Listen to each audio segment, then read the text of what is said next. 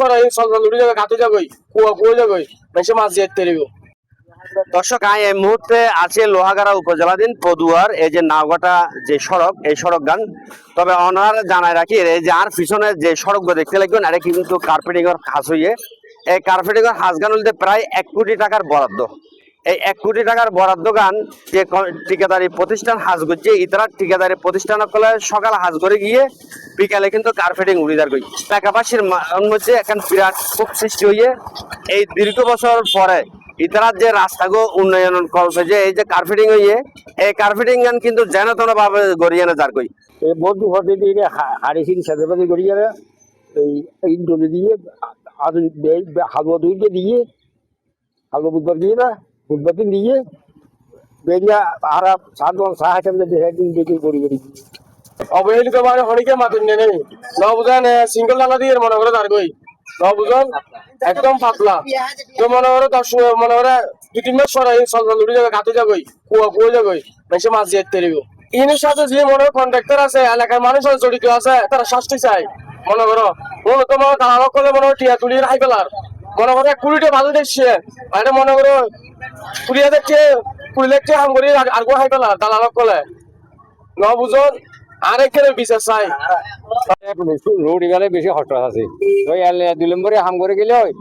দুদিনে না তার ফোন ফোন উঠে যাবে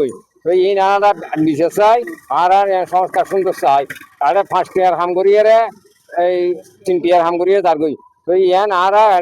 দুর্নীতি চলতে দুর্নীতি প্রতিবাদ করি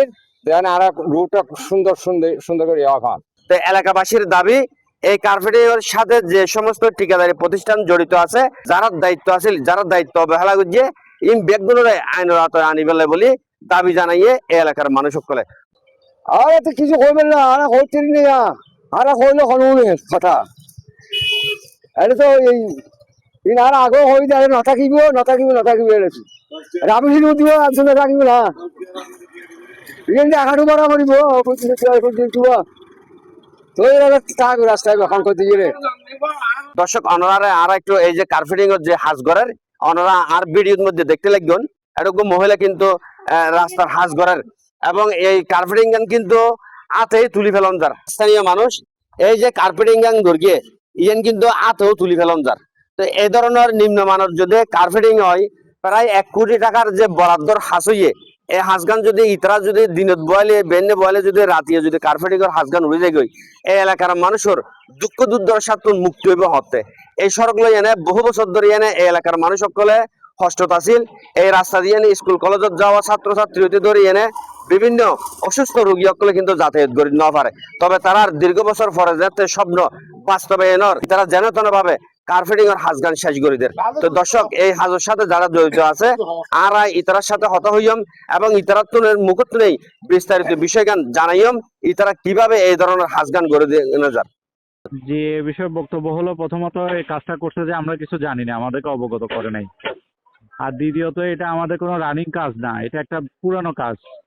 এটা জামানতের সময় আসছে ঠিকাদার জামানত নিতে আসছে বুঝছেন। আমি কিছুদিন আগে গিয়ে ভিজিট করে দেখছি যে জামানত দেওয়ার উপযোগী হয় নাই ওখানে কার্পেটিং কিছু বাকি আছে নষ্ট আছে এগুলো ঠিক করতে হবে। তো ঠিকাদার আমাদেরকে না জানিয়ে ওই কাজটা করছে বুঝছেন। এখন কোনো কিছু যদি করতে হয় আমাদেরকে তো অবশ্যই জানাইতে হবে নাহলে তো ভুল করবে কাজে বুঝেন না। হ্যাঁ এই কারণে আমরা ওই এটা না জানিয়ে করার কারণে তারা এই কাজটা করছে আর কি।